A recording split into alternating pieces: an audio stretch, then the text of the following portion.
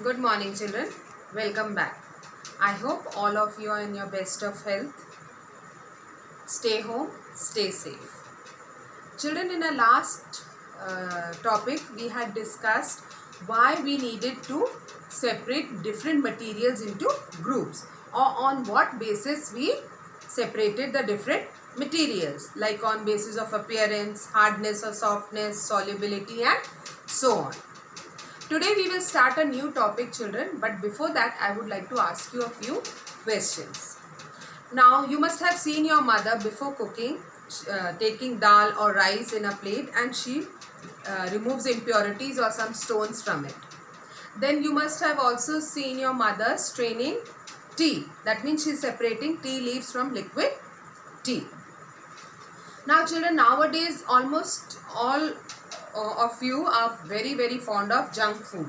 But if someone asks you or your mother asks you to eat vegetables, no. Suppose she makes vegetable pulao for you and you are not fond of capsicum or say peas.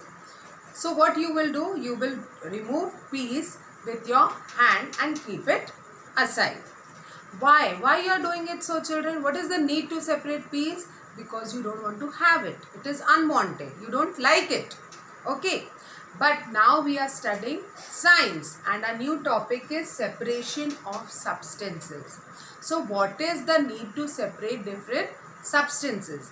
Number one, the need is to remove impurities or unwanted particles.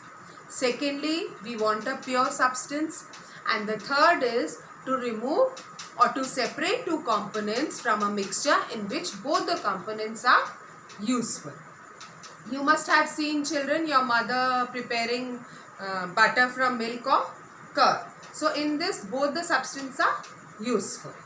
So I hope, children, this is clear to you what is the need to separate substance. Again I am repeating. Number one, to obtain a pure substance, to remove impurities or unwanted particles, and to separate two components in which both are useful. I hope this is clear, children. Now there are different methods of separation. The first method is already, children, I have discussed with you just now, hand picking. Just as the name suggests, hand picking means picking it with your hand, picking the impurities with your hand and keeping it separate. Suppose, children, I give you a mixture of sand and salt and I ask you to separate it using your hand. Is it possible? No.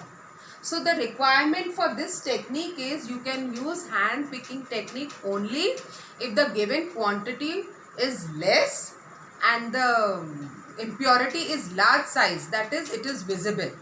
Then only you can use hand picking, like cleaning of rice or dal, that, but it should not be in large quantity. Okay, I hope hand picking is clear to you. The next method of separation is threshing, children. Now you often hear from your friend that my mother thrashed me today, or I got a thrashing from my teacher. Usually the teacher never thrashes you because she is not supposed to do it. So as the name suggests, threshing means beating. So where is this technique used, children?